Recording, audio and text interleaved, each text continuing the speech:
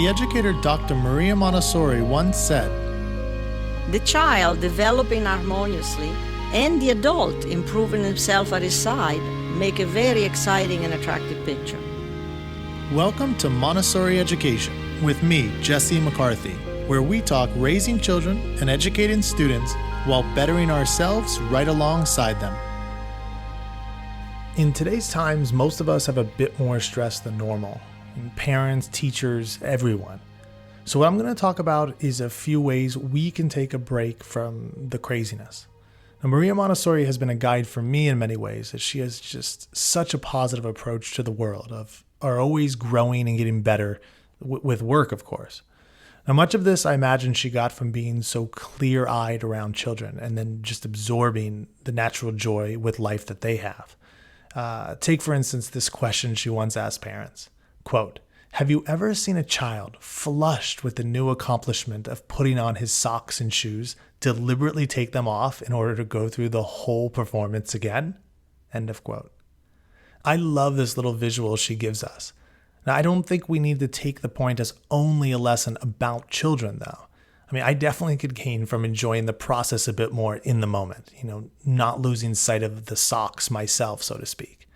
And one way I've been able to improve over the years with this, so stressing the small stuff less and less and really trying to enjoy the now, is to take breaks. So I'm going to share 3 ways I do this, and all of them are ultimately related to what Maria Montessori emphasized time and time again, the importance of bettering ourselves, of growing right alongside the child. So the first break I take is pretty simple. I literally get away. I'll start with a related quote I like. It's attributed to Leonardo da Vinci, but I've never actually been able to find an original source, so I'm not really sure. But anyways, here it is. Quote, "Every now and then go away, have a little relaxation, for when you come back to your work, your judgment will be surer." End of quote. Now, we're all different, so this getting away can mean a million different things to a million different people. But the point is the same for each of us. At times, we need to get away. So I'll give you a personal example of this, and it's around taking a few smaller breaks here and there. So years ago, I had way too much on my plate, and it was having a negative impact on my life. I was teaching an upper elementary class a few hours a week. I was head of school with maybe 150 plus children or so. These are from infants all the way to junior high students. And I was getting my Montessori training for 3 to 6-year-olds. All at the same time. And it was wearing on me. And then add to this that I had this false sense of being somehow virtuous for never taking a break. I mean, I was a mess. If not on the outside, then definitely on the inside. So in addition to some serious introspection about it all, one very simple, practical thing helped me. I started to leave campus at times for walks. This was anywhere from 5 minutes to half an hour. I would just leave, go out for a calm, peaceful stroll. But what if you're needed? An inner voice of mine would be anxiously saying to me. And my answer, which it took a lot to finally say to myself, was, well, so be it. Others can wait 30 minutes. I mean, I finally realized that if I could not take a break from work for 30 minutes, let alone 5 minutes, then I needed to rearrange things and maybe have a bit more confidence in my colleagues. But, then another inner voice might pop up, then I'll look like I'm not there for them though. My eventual response? Maybe others not having you available every minute of the day is a good thing for them and you. And a million other voices and excuses popped up too. And I ultimately had to just say to myself, I need these little breaks. And when fitting, I took them. Now, there are so many other types of getting away than walk. So this is not a public service announcement about the specific power of peaceful strolls or something. It was just that they were one addition to my daily life that I needed. And I still enjoy walks, these little breaks today. And then there are larger and kind of longer breaks, like the traditional mini trip or real deal vacation. Now today, because of COVID, these can be tricky, but it's still vital that we get these in some way. So, a few examples that might come to mind. You can go to the mountains if you have some near you, like a hike, Or maybe you have a nearby beach you can go to, then walk around the shoreline with your children, if you have some of those. Or just visit a relative's house, someone maybe you actually like, or you go to a friend's pool for the day. Get one of those little plastic floaty things and hop in there. Or maybe you just go on a sunrise or sunset picnic. Whatever makes sense in your context, just get away from the norm for a little and without too much potential for stress. So it's not some, hugely planned thing where you got to do this at every single moment, Basically, give yourself a break.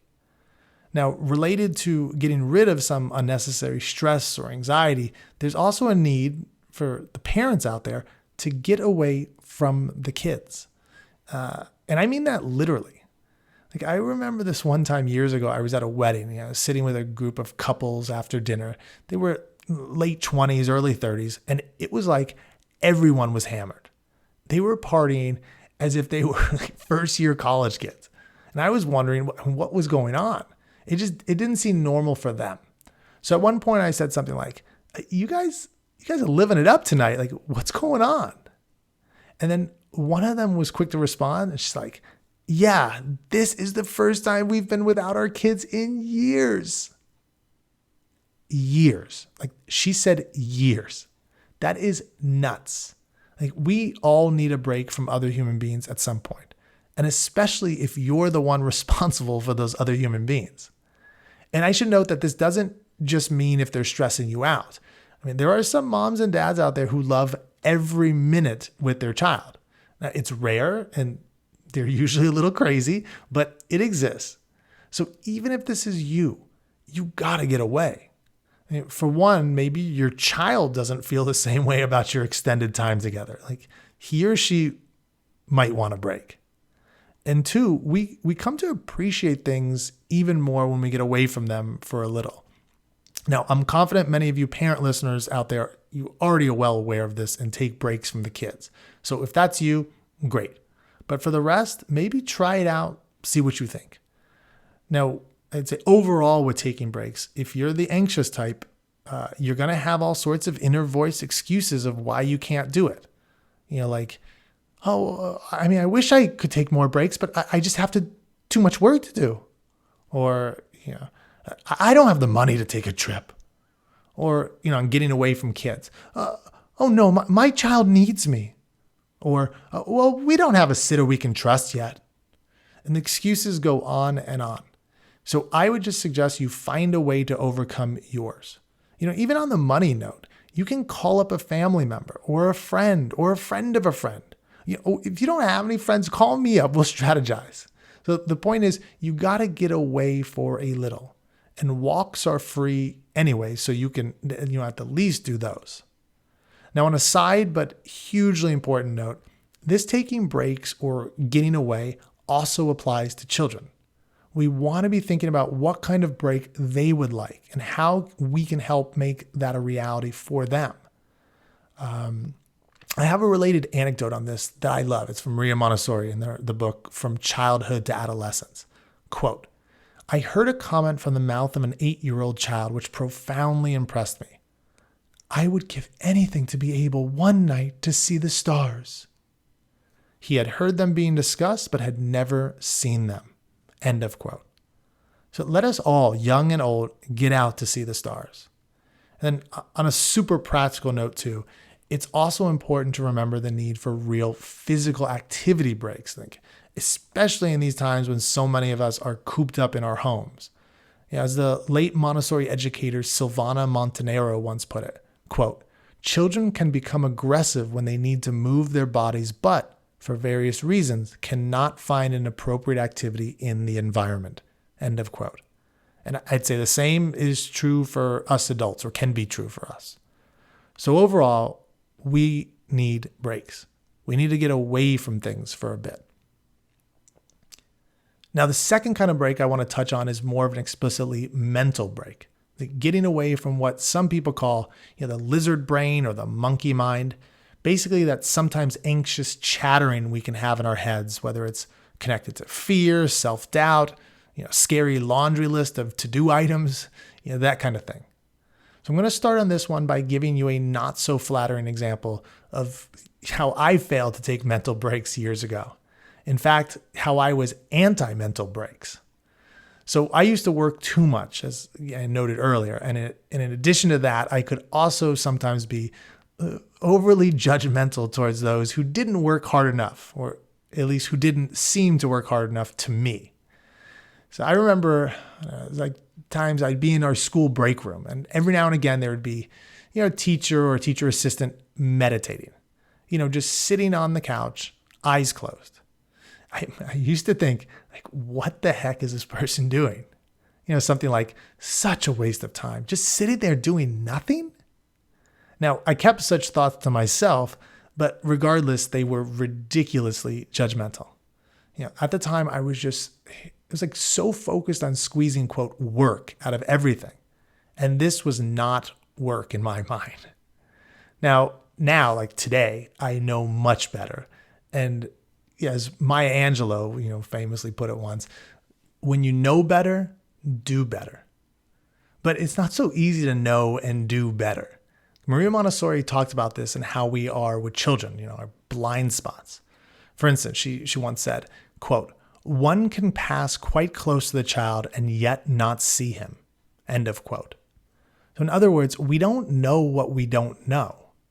And although Montessori was primarily focused on our blind spots when trying to see and understand children, she also noted that this can be true with how we see and understand ourselves. So as just one example I've personally found through the years, often the things we are judgmental about in others, they're really the things we don't like about in ourselves. So for me here, in the case of these meditators in the break room, just, wasting time, I came to see that I didn't like the fact that I couldn't just chill out like these women could. Now, this podcast is not about deep analysis of our inner selves, so I'm not going to go jump into, self-therapy or something like that, although I think it's actually really important. But I do want to ensure I give a significant shout out to at least meditation. So, meditation can be many different things to many different people, as there are endless kinds. But all I want to encourage is taking a few minutes to just close one's eyes and breathe. And that's without focusing on any of the thoughts that inevitably pop up. So some people might have a mantra they say, or a personal word or phrase like in transcendental meditation, while other people, when a random thought pops up, they just calmly say something like, "I'm not going to think about that right now." And then they go back to focusing on their breath. So whatever the approach, I'm all about taking that time to close my eyes, breathe, and let go of any thoughts that try to intrude. Now, I do this, for about 15 to 20 minutes a day and fairly regularly. Now, I want to note that this doesn't mean the thoughts that pop up are unimportant. Some might be really important. Maybe you've got a decision you're putting off, or there's an errand you're supposed to get done that day. But the thing is, during this meditation time, they are not the focus. You're taking a break from them. So what's important is that you've decided this is your time. You are in control. That monkey mind doesn't just get to hype you up on whatever it wants. And the benefit of kind of cooling that guy or gal down is that the more we're able to say, this is not the time for that, then the more calm we have when, maybe later that day or that week, it is time to deal with it. But then we'll be on our own purposeful schedule, not just being reactive to whenever random thoughts pop up. A quick related point. I personally have always carried with me a folded piece of paper and a pen to jot down things that might come up throughout the day. Sometimes I'll just use my phone. This has also been hugely helpful for me. I found that getting these thoughts out on paper, it just makes them so much more manageable. They lose the weight of when they're all just floating around in my head. But back to the actual mental breaks, like meditation. Maybe that's not for you. Maybe for you, it's just getting better at breathing when stressors pop up. Like that classically simple guidance of just counting to 10 when we're worked up. Like most of that is just about getting some deep breaths into our body anyway. Actually just a few weeks ago, I saw it's an incredible example of how powerful breathing can be. So there's this guy from the Netherlands named Wim Hof, and he's sometimes called the Iceman. And he has trained himself, like mainly through breathing, to withstand the kind of cold that would kill most of us. I mean, like taking a 15-minute swim in a glacial lake. Like, and I'm not talking some kind of mystical superhuman power. He's actually been studied by universities, and what's been shown is that by deliberately changing his breathing, so really prepping himself for what's to come, he can regulate his body to withstand extreme cold, like hiking snow-capped mountains in nothing but shorts, or breaking ice bath records, or again, swimming in glacial lakes. Like, crazy impressive to see. And he's actually shown others how to replicate what he can do too. I mean, it's wild. So, even if you're not doing meditation, just getting in some focused daily breathing can put us in a lot more control of our minds and bodies. The Iceman is an extreme example, of course, but if he can prep himself for freezing temps, then we can prep ourselves better for our own challenges, whether with children, with one another, with ourselves. And just a quick note here that, none of this better breathing or meditation or any extra relaxation is about pushing away pain or stress or unwanted thoughts. Like, it's about being the captain of our own ship, so that any pain or stress or any unwanted thoughts, that they can be dealt with more calmly and on our schedule, not according to the random timing of a lizard brain. As a simple example of the kind of real world mental break I'm talking about, I recently saw an Instagram post that I found inspiring. It was of a few nighttime photos, beautiful Montessori classroom in San Francisco, and then a few words by the school's founder and guide, a woman named Zoe Paul. Quote, "There's nothing more special to me than finding myself alone in the environment, especially at night. Waves of gratitude, wonder, and joy wash over me. For a moment, I forget fatigue, problems, and deficiencies, and instead recall all the miracles I witnessed in the day." End of quote. So Zoe here is taking a moment to just relax. And I don't know if she's doing any meditation before or after, or if she's deliberately taking some deep breaths, but it's this kind of stepping back mentally that is so important for all of us. Okay. The third break, and I'm going to be real quick here. It's to take a break from news and social media. Last month, my wife actually took me on a horseback ride near our home in Kansas. It's a beautiful morning out in nature, just a handful of us in total, along with a guide. Now, even though we were only about 15 minutes out of the city, I felt like I was a world away from everything. It was wonderful. And what hit me later that day was that the experience wasn't just about riding horses or just about nature or just about the company I had. It was that my mind was also fully there.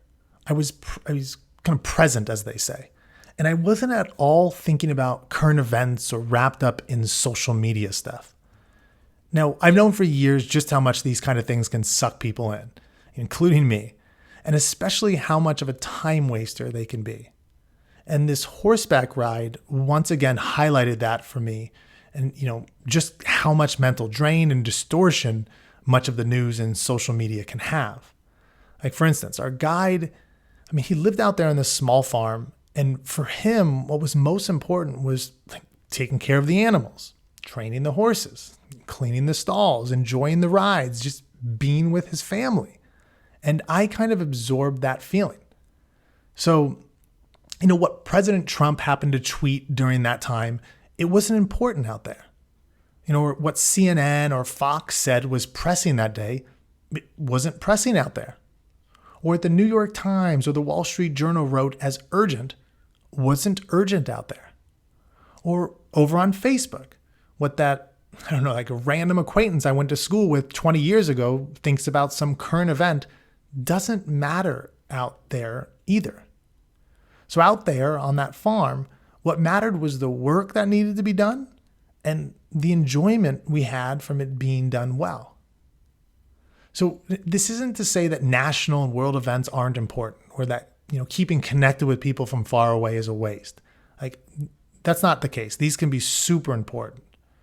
But it's just to say that many of us can get too wrapped up in the daily news and our social media feeds, and it can be unhealthy. Really unhealthy at times. And further, it can be a distortion of how things really are in real life. I mean, I can't tell you the number of times I've been reading the news or been on social media, and I'm thinking, have we lost our minds?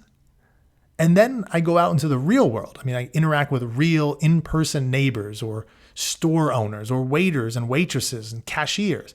And I'm reminded that most people are nothing like the craziness I can see and hear online.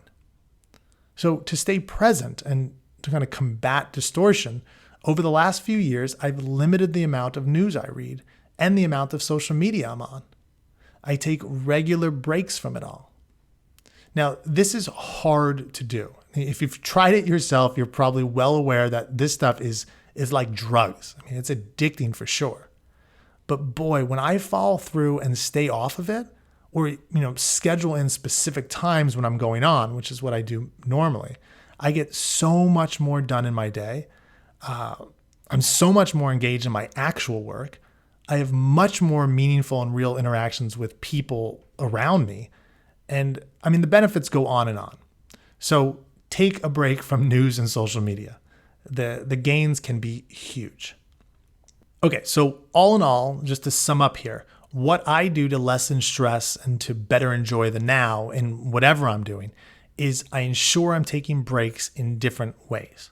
So one is I literally get away from things, take walks and trips, etc. Another way I do this is I take control of my own monkey mind at times, not letting it run me. And a third way is I ensure I'm taking time away from the craziness of our, pop culture, news, and social media. Now, if you're not doing these things, maybe try one out and see what you think. And I mean, I don't know it all, of course. So if you have suggestions on improvements to go along with these breaks, feel free to reach out. You can always write me at Jesse, and it's JESSE at MontessoriEducation.com. So I'll just wrap up here with a couple last notes. I mean, ironically enough, I will be taking my summer break this month, so I'll skip one episode to be back in August with the next one, which will be out Tuesday, August 4th. And if you enjoyed this episode or others, definitely subscribe wherever you're listening. And if you're on Apple Podcasts, I would greatly appreciate your leaving a review if you haven't done that yet. They help spread the word about the show, and I mean, I love reading them, as I've said before on this show. Here's something I actually received recently that really warmed me up. It's from a listener named Sarah. Quote, "I've been meaning to email you for a while to thank you for your podcast. I've learned so much and been so inspired. I have felt lately that there is nothing but hate out there. So thank you so much for getting some good out there too." End of quote. Well, thank you, Sarah. Again, I super appreciate it. And then there's Caribbean Beauty. It's a great online name, who left a review titled "Practical Advice for Everyone." She said, quote, "I'm a first-time mom to a 14-month-old toddler. This podcast has not only helped me understand how to deal with the toddler year ahead, but has taught me how to be a better adult and mother to my child. Thank you so much for sharing this wonderful knowledge. It is a true joy to listen to." End of quote. So thank you, Caribbean Beauty. Man, it's funny thanking you with that name. Anywho, I am looking forward to hearing from others of you out there. And with that, everyone take care, and adios until next month.